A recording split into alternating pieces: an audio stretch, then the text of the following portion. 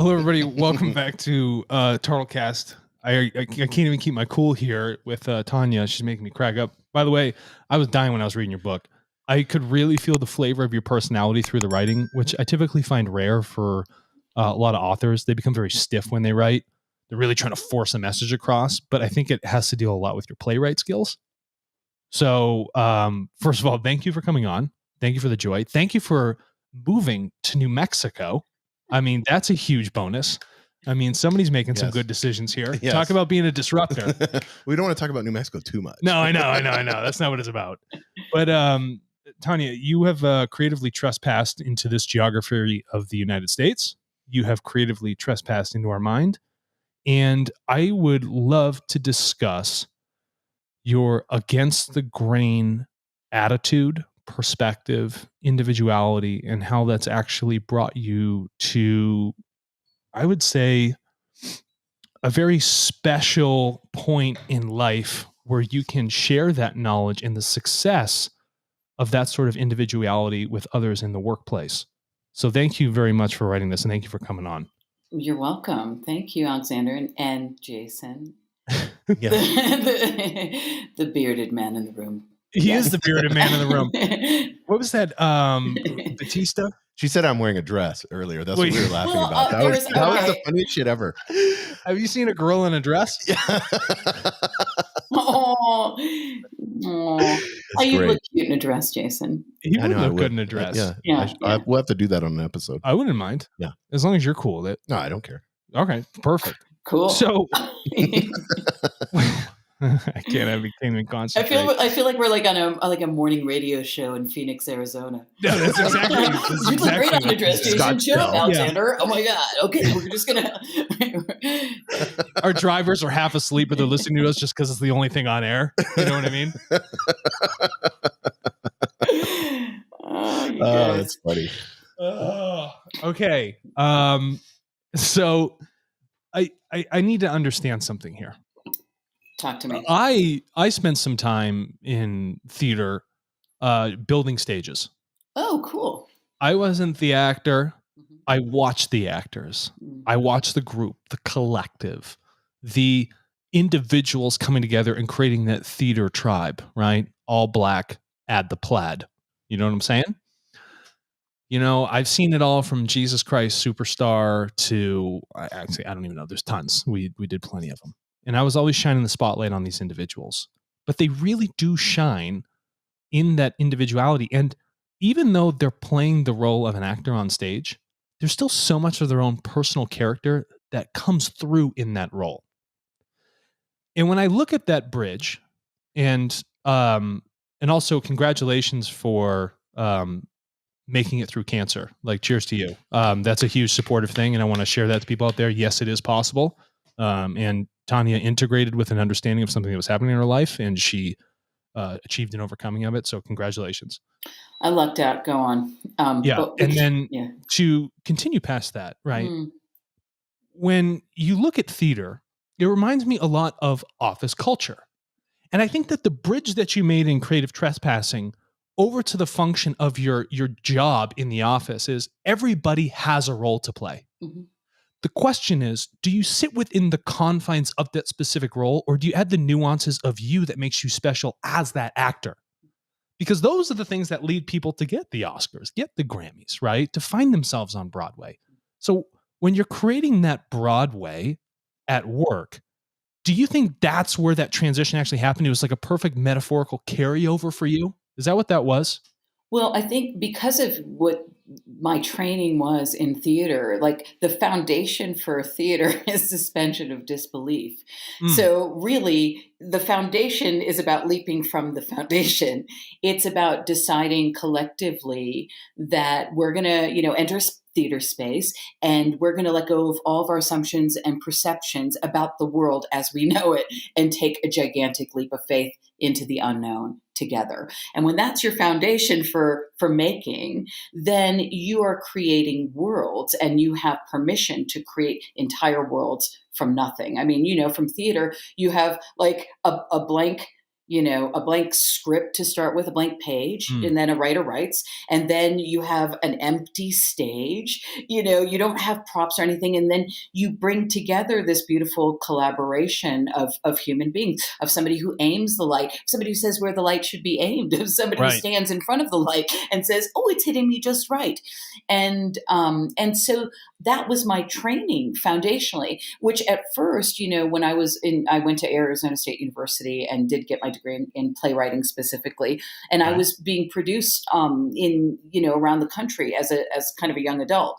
And so I went into the world and I'm like, that's my profession. I'm going to get paid a lot of money to write plays. And then I got a job working in theater development. And I realized, A, I wasn't getting paid a lot of money. And B, I didn't find that this skill that I had developed as a writer was being necessarily celebrated because I had to, enter in the donations into an Excel spreadsheet. And so I started to see this discord of like this wonderful skill I'd been taught, and actors and lighting designers and all this, and then what we actually did and got paid for. And so I ended up bouncing around to a lot of seemingly disparate jobs, right, outside of theater. So, I bagged groceries. Barista. I did barista telemarketing. What's that? That's when we make things up and we get your credit card number. It wasn't my fault. That. It was my boss's. Yeah. But what I also discovered in these seemingly disparate jobs is that I inadvertently inserted the stuff I'd learned from theater to keep myself like entertained, to keep my colleagues entertained, to enliven these weird, rigid processes in a way that made us feel like more alive. So when I was bagging groceries, for example, it would be like, okay, how many grumpy customers can we make smile today? Like, let's go. Or, like a bagging competition.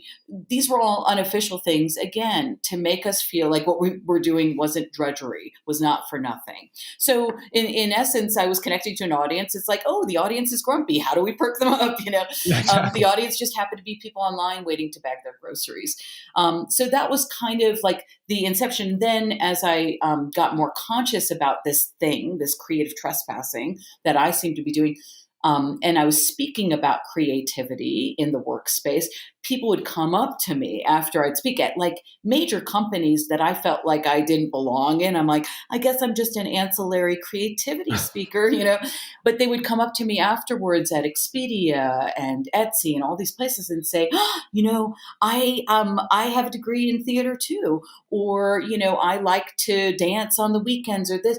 And, it was almost like they were speaking in hushed tones, like they had left off the theater, the dance, the stuff that really enlivens them. They'd left that off their resume and out of their job, and therefore their job seemed more like drudgery than whatever they did on the weekends.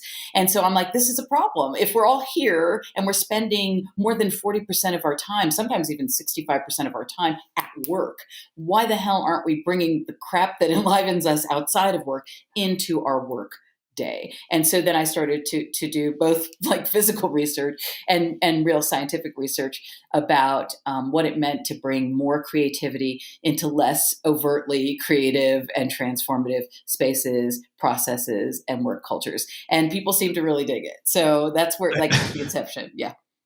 I feel like if you walked into one of the trading floors on Wall Street, they would have a panic attack. Jimmy Diamond from he'd be having a nosebleed if you walked into their office. So here's what I want to ask you then, and this will lead us to some further points upon this. Some workplaces are quite toxic. And these are the thoughts I had when I read your book. And some environments are ones that are actually quite sterile, and job processes really end up defining the culture rather than the culture defining the job process. Is it still possible to carry that sort of creative trespassing? And he used the word trespassing, which is strange, because trespassing says that somebody else owns that border of the area that you're walking into, and you're like pushing through it illegally, but a positive gain comes from it, which I think is quite interesting. So if say the environment is toxic, say it is, or sterile in terms of the culture or things of that nature, or it's just a manufacturing environment, does this sort of process here, this creative trespassing, still work in those environments? Well, first of all, you bring up a good point. The inception or idea of the name creative trespassing is, at some point people would ask me over and over again, like, what do you do? Why are you working at this tech company? Or like, why are you speaking at a manufacturing conference? Like, and I'm like, I'm creative. I'm the, Right. I'm a mascot for fun. I didn't know how to adapt a rigid notion of being in those spaces because I wasn't. And so then I'm like, okay, what I'm doing is creative. And then I'm like, well, what am I doing with that creativity? And what are all these people who, are dancers and theater practitioners and who kind of sneak in that creativity? Well, we're trespassers, as your point, Alexander. We're going into spaces and places and work cultures that didn't necessarily like invite us in through the front door. Right. And now that they see the skills that we are infusing, they realize we're adding layers that weren't there before, and now they can't live without. So that's the foundation for this idea that I came up with, creative trespassing. So to your point, and I love that you went to like finance, because always, whenever I'm speaking at like a global company, it's always some accountant who raises their hand and says, "But what about accounting? Can you be creative in accounting?" The big challenge. Yeah, cook the books. That's creative. Yeah, but I have two responses, and here's really. The response I say to them is not cook the books, but if whatever you need to do, whatever you need to do. But is actually you can be rigid about it. If you can't find $10,000, you can be like, well, I have my Excel spreadsheet, I have all these processes, or you can be like, I'm going to look at the receipts and I'm going to conjure the memory of that lunch I went to with Alexander, and we actually talked about what it means to be an entrepreneur, what it means to be in finance, and we found you could do it. You could find the money in a lot of ways.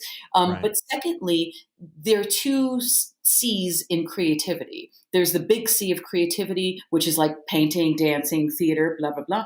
But there's also the little C. And this has been proven. There's a really good study that was done in the 90s. I won't go into it. Patricia Stokes, you can look it up. Okay. But basically it proved, it was a seminal study, that we all have an innate ability to solve practical problems in new ways. And that is creativity. That's the little C. Every human being, and it was actually tested with rodents. And if you believe you're a little smarter than a rodent, which I do. Jason? Yeah, Jason. Oh my God, Jason's like, for those who can't see, Jason has a questioning look on. No, he's a rodent. Looks like a gorilla that's in a dress.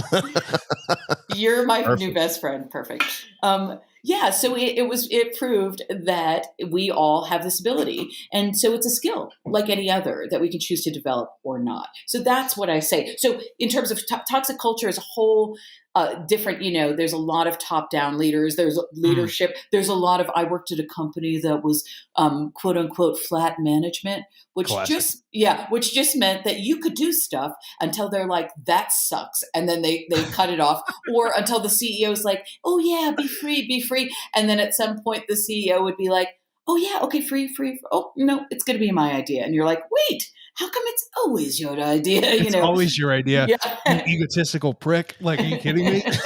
I did this with Google, and this was really interesting. They have a whiskey room.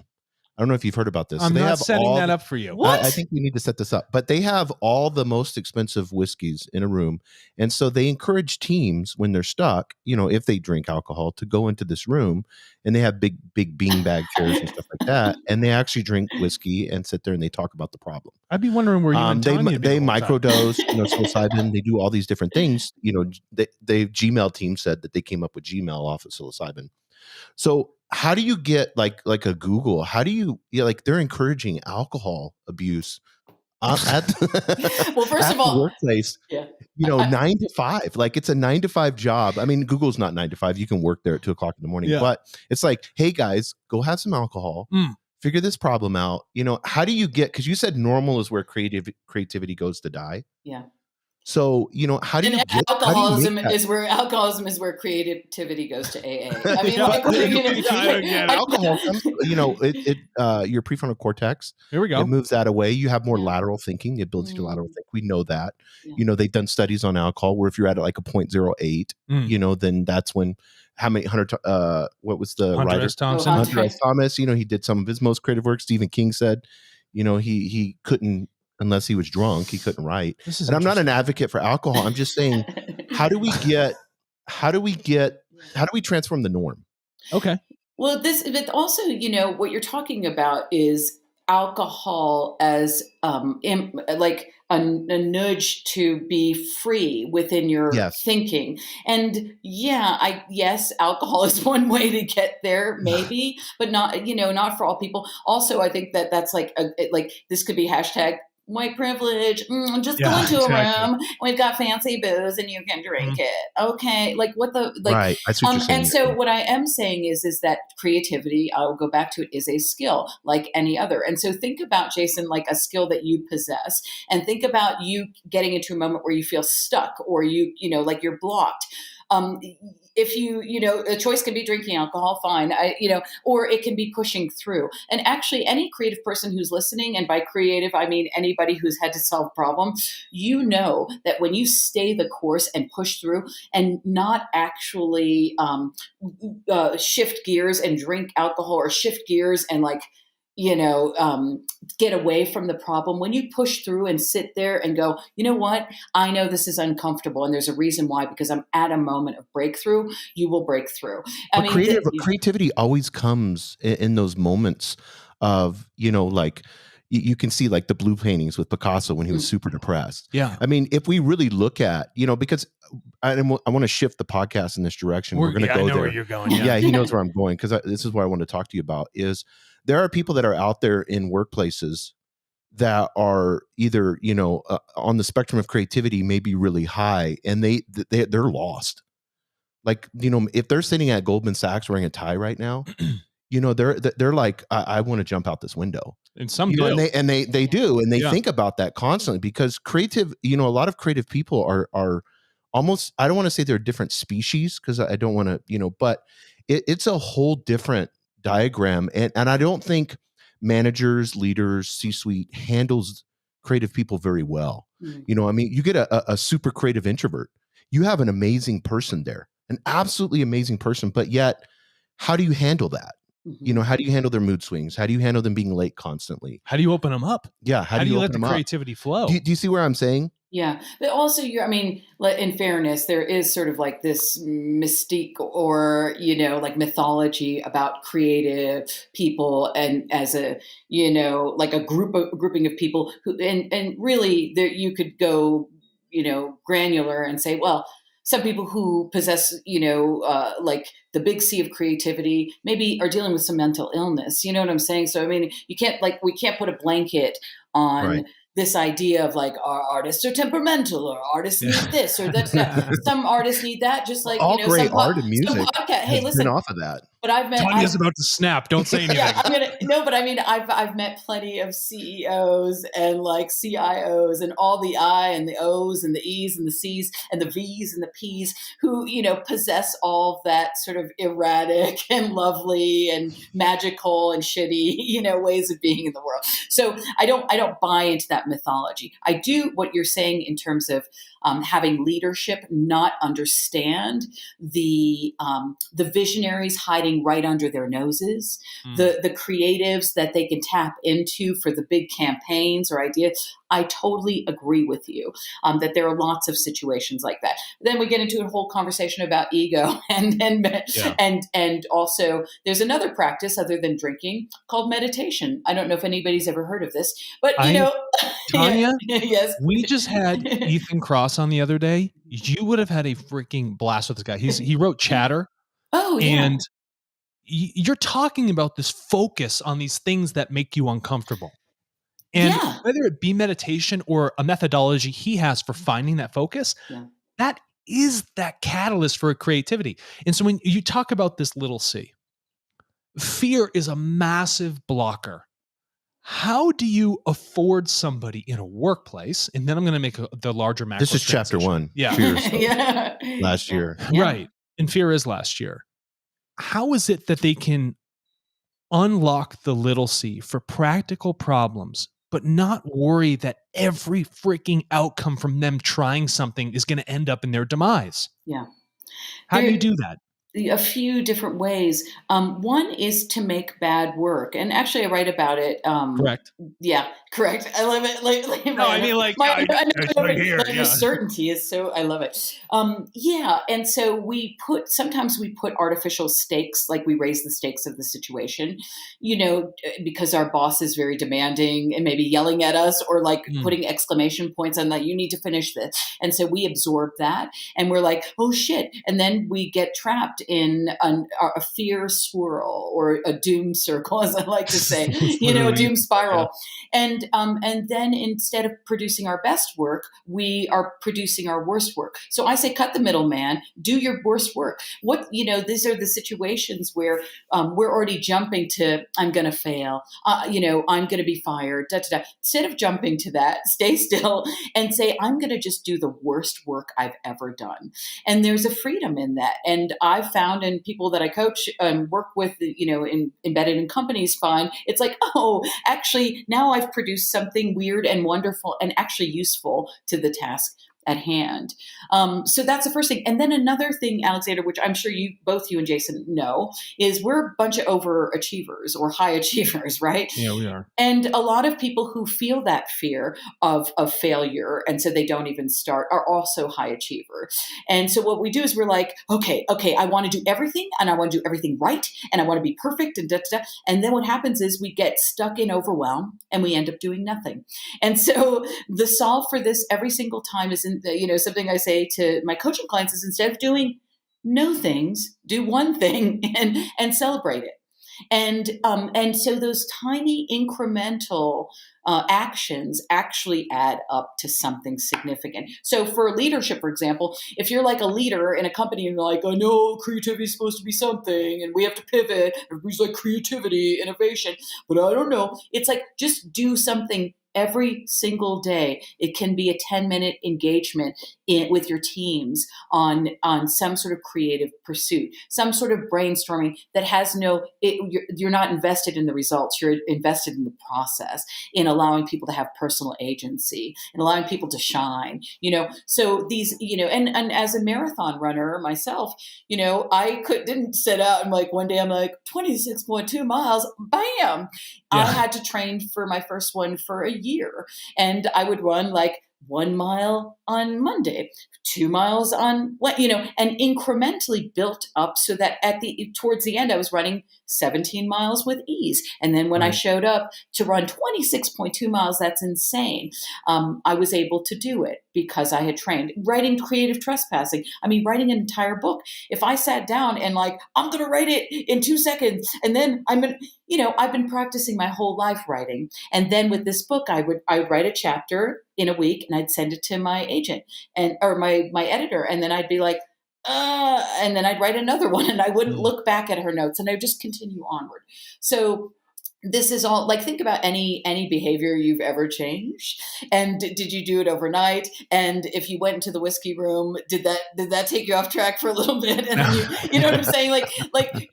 Sometimes we all go to the whiskey room and then we're like, oh shit, I need to leave that room, lock it, and go on my real path. So, right.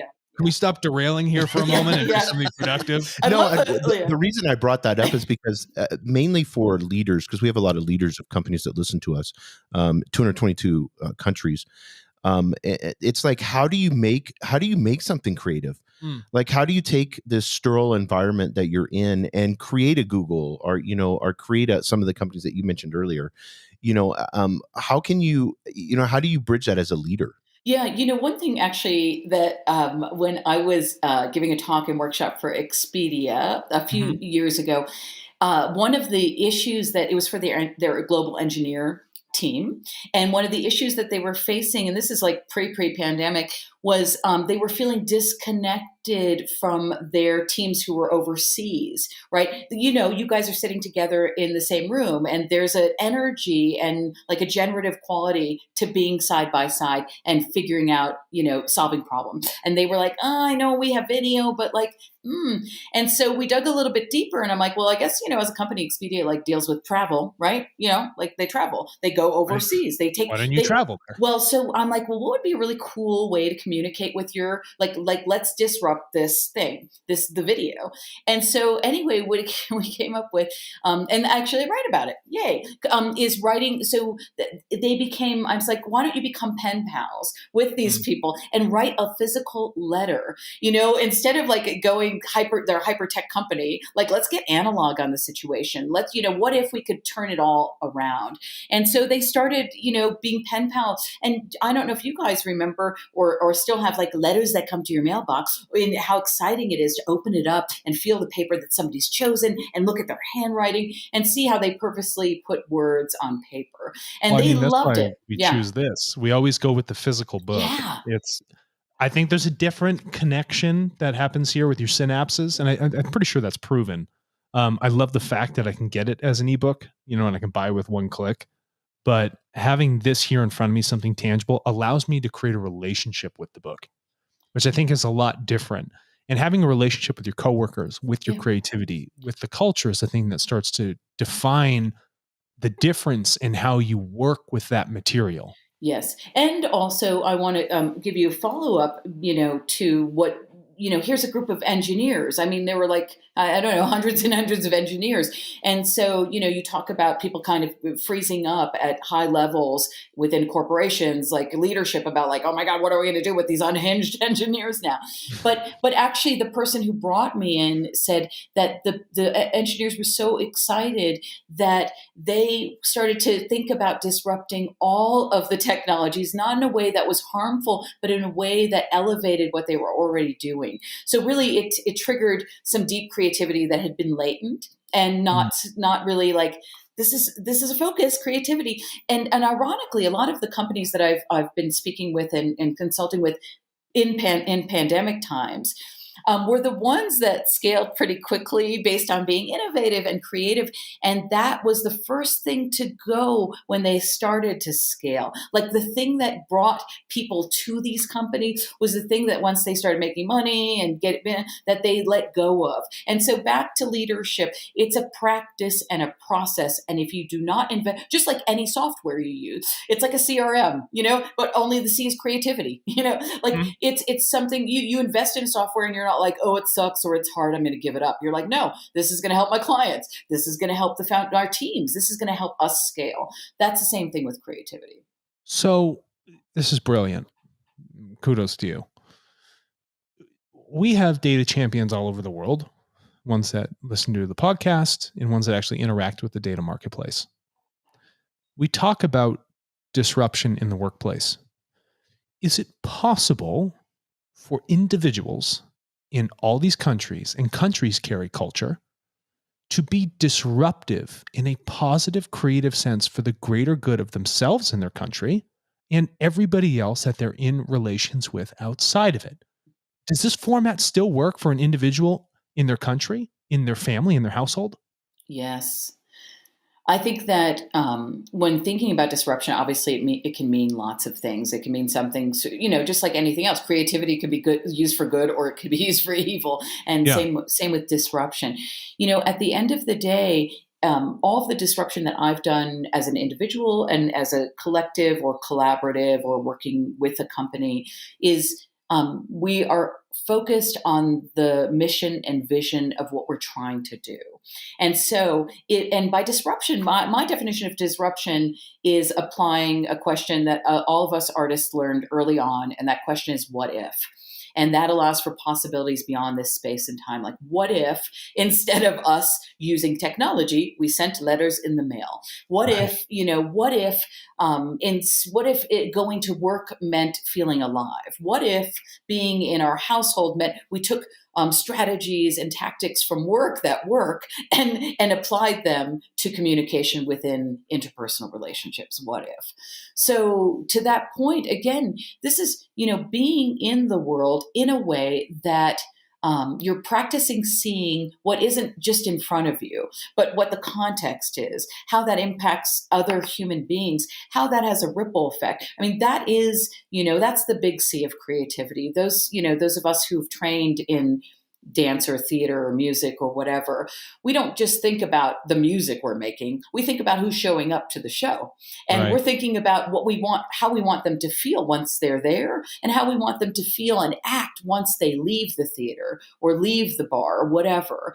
And so that consideration is something that if we, again, a lot of companies, especially if they're not thinking or really connecting to, like T-shaped skills or collaboration or just stretching across departments, disciplines, and ideas to actually bring in outside ideas into the inside, then we're really just perpetuating like a myopic way of thinking. And there's where we get into trouble. And, obviously there's been a lot of, we've talked about in corporate culture, like diversity and inclusion in a very like sterile way for a long time.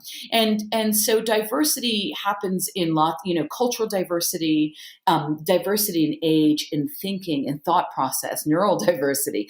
And really when we invite in all of those perspectives to the table to solve problems, we will solve problems. Otherwise, we're just literally spinning our own wheels. So then the way I look at this from your framework is that 7.5 billion people, if they come together as all these little C's doing this small creative thing, all of us, just a 1% change in adaptive practical thinking, and being that individual, we can actually come together to create something large, a big C, something very beautiful for the world as a whole. And if I understand this, just because we come together as a collective to do things as a group in unity, it doesn't mean we have to suppress our individual identities. You can have a collective of identities that can still maintain who we are, as Jason in the dress, Alexander in the hat, Tania as the totally wild against the grain human being. We can still do things amazingly together and solve the world's problems practically if we begin to trespass on these cultural ideas that we think are so rigid and finite that are actually limiting us from being true human beings. And I think this is a really phenomenal message that is so much stronger than just the workplace culture. I think this can actually really expand to everybody across the globe so we can really find a foundational change that is better for all of our futures. Mm-hmm. Yeah, I totally agree with you. And I feel like we're going to create this creative trespassing collective after this podcast. I love it. Yeah. And, you're reminding me of a moment in which I as a collective with a tech company came up with a big idea to see, hear, and celebrate women in technology and in the world. And it was a moment, to your point, Alexander, where a lot of times the things that are most important to us as human beings get sidelined in workspaces, get sidelined in the home, get sidelined in places of worship. And really, at the end of the day, as humans, we just want to be seen, heard, and celebrated. And I don't mean that in huge like parades. I just mean that as a human who's contributing to fellow humans and being in the world. And so that was the impetus and for starting the creative or the It Was Never Addressed campaign. That, on the bathroom side. Yeah. So, and I'll just talk a little bit about that because it really was a moment where it was a problem nobody was looking to solve within our company. So I was working at a software company. Axosoft, had no prior experience, didn't care about software. I thought it was a cashmere sweater. It's not. It's a technology that's boring AF to me at the time. And so I literally was hired as like an evangelist. And I'm like, wait, I'm not a religious zealot. Why did I take this job? This totally sucks. Yeah, I'm Jewish. We have our own little tribe and we keep quiet. Like, come on. That's right. Yeah. So I started working at this software company and literally didn't know anything. But I wanted to take a risk, and I thought it was an awesome challenge. And so second month on the job, my boss came to a colleague, Sarah, and myself and said, we're going to host a big women in technology company, and I want to show up in a big way. So like, come up with a big idea. And this is 2015 when, you know, the Ellen Pao trial was going on. A lot of, there wasn't clear pipelines or invitations to women being in technology, even though there were a lot of women who were qualified. And once they were there, it was so sort of like bro culture that it was like, how okay, diversity, but where's the inclusion part? Like, I'm going to leave. So like the churn rate was high. It was kind of yucky.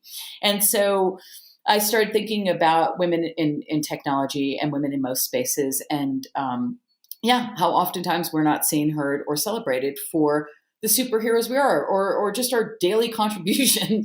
And how can we kind of disrupt that?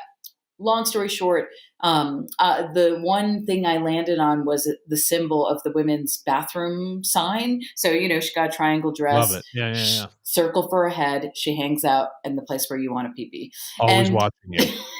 She's always watching you. Casually, though. Casually. She doesn't have eyes, so it's casual. And so I brought the symbol back to the office, and I'm like, I don't have a big idea, but I have a symbol. And I know that she's easily recognizable across cultures and genders. And then I'm like, I just couldn't shake the shape of her dress. Cape? Her cape? Yeah. So I did. I was like, well, it's a dress, but then I kept thinking that, other things are that shape, and I thought it might be a cape, but then I thought I was a crazy person. So I printed out the vector, and I took a pen, and with a few lines, it's like, she's been there this whole time. We were just looking at her back. And in fact, she's wearing a cape. And so, I brought her back to Sarah, and Sarah's like, it was never a dress. And I'm like, that's genius. So we created this campaign, and by campaign, it sounds like lofty. We made stickers, and I gave a talk about gender equity at a small women in technology conference. And then somebody took a picture of the sticker and said, cannot unsee. And then within 24 hours, every major media outlet company in the entire world picked it up. And the point of this is that it was a moment where we came together. We saw this problem on a larger stage. My boss sort of prompted it, like, let's see. We didn't solve the problem of women in technology, but what we did was we offered another visual representation for women being in the world. That we weren't just like a symbol of the mundane. We're actually like superheroes of the everyday. And not, so anyway, it was really lovely. And what people, to your point, is people were writing in because this symbol wasn't about like being in the workspace specifically. It was about women being in the world and feeling like they had personal agency. And not just women, non-binary folks, people who were like, I don't feel like, I fit in. And this symbol has like said to me, you do fit in. And the symbol became, like their own, like people embraced it in a way that they're like, this is my symbol. And I'm putting a lab coat on it. Cause I'm like, oh my God. So the symbol became way larger than us three on that particular day or during that week. It became, the symbol for everyone. You latched onto something that translated very well across borders. And it was this essentially figurative representation, a symbol of a human being. And I think finding that fundamental thread for everyone, that thread of the cape, we'll just go with that, allowed you to make that sticker, which stitched all of these different people together and allowed them to then be creative upon how they define that symbol for themselves. And that's almost like, here's the sticker of the little C. Here's this symbol. You choose how you want to make it the big C. And that's up to you for how you want it to shine. I have this androgynous looking symbol. Well, put some hair on it, throw a cape on it, put a lab coat on it. That's up to you. But that's for you within your own identity. But underlying within all of it, right, is the fact that you are a human being and you have that choice to creatively trespass on a symbol that we see every single day, all day throughout the world. And I think that is a spectacularly simple, tiny C that turned out to something so magnificent. Well, thank you. And thanks for kind of threading all of these ideas together. One thing that I wrote the website for It Was Never a Dress the day before we were to launch it, which we didn't know was going to be a big deal. So, when you're doing something in advance, you're like, it's got to be clear enough that people are like, what's that? But vague enough that you're like, I don't know what it is. But one thing that was really important to me was that we provided the free lined drawings, and that you could enliven it, design it any way you want. So that was part of the foundation. The rest, we didn't know it was going to go viral. We really didn't know. You never know. People who are like, I'm going to create a viral marketing campaign. Good on you. And, and most of the times we don't know that a business or a campaign or whatever is going to take off. We hope it serves the people that we intended to serve. And then beyond that, it has a life of its own. So that was really important to me, is that people had the agency to interact with the symbol. And also, something I infuse in a lot of my talks, I gave a big talk to a manufacturing summit, and they're like, what is she doing here? But I took the symbol that they had that represented manufacturing, and I showed them what it looked like upside down, what it looked like on the side, and made them guess. And it looked like these.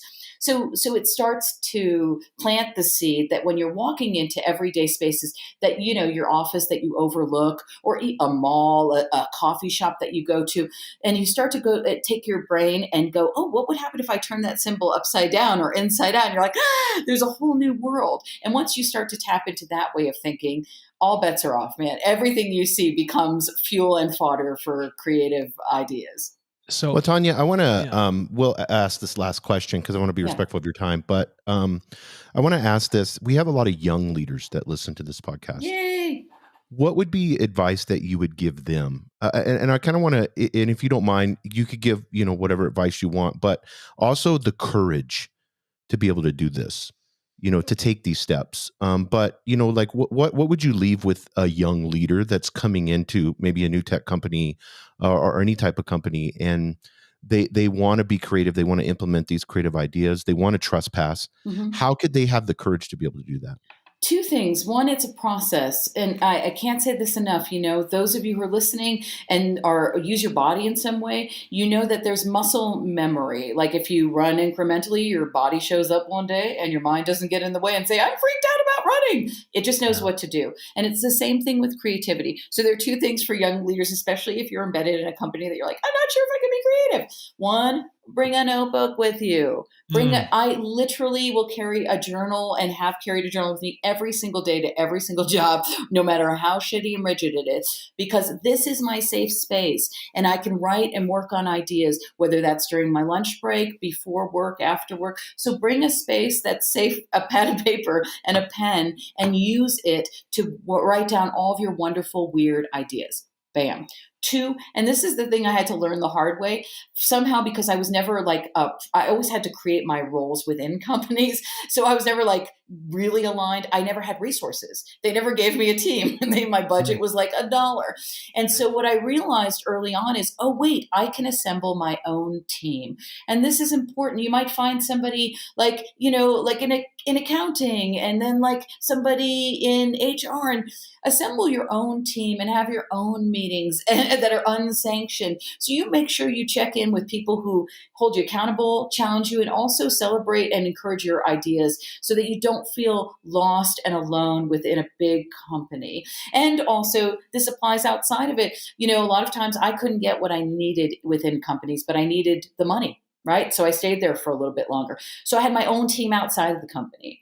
Have a quarterly meeting, have a weekly meeting with people who enliven you, challenge you, and cheer you on the whole way through. You can assemble your own team. I cannot say that enough. A lot of times we feel like work is the place where they give us a team and we're stuck with them. That's bullshit. You can make your own. And so those are the two things I would suggest right off the bat that will keep you fueled. Yeah. I'm fueled with the fact that we can all assemble our own team as superheroes. And Tania, thank you very much for being a steward of creativity and helping remind human beings everywhere, no matter how entrenched their processes are, that little piece of creative humanity still resides within you.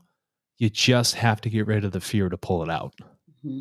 So Thank you very much for coming on to Turtlecast. This message will be heard far and wide, and please continue to be loud, be against the grain, be disruptive, because I think that sets a fine precedent and example for what every human being should strive to be. And what is your website so that everyone can go on there? Sure. It's TaniaKatan.com. That's Tania, Tania. Not like the other Tanya with a Y, who's delightful. And then also you could follow me on Instagram, and I am a good time on Instagram, and it's the unreal Tania Katan. Because Tania Katan was taken by a mom with 2 kids, and I'm like, do I want to be like, I'm the real Tania Katan and your mom's not? Like, no, do the inverse. Start therapy early. Yeah. Yeah. It was a total pleasure. You guys are amazing human beings. Thank you so much for inviting me on. I appreciate it.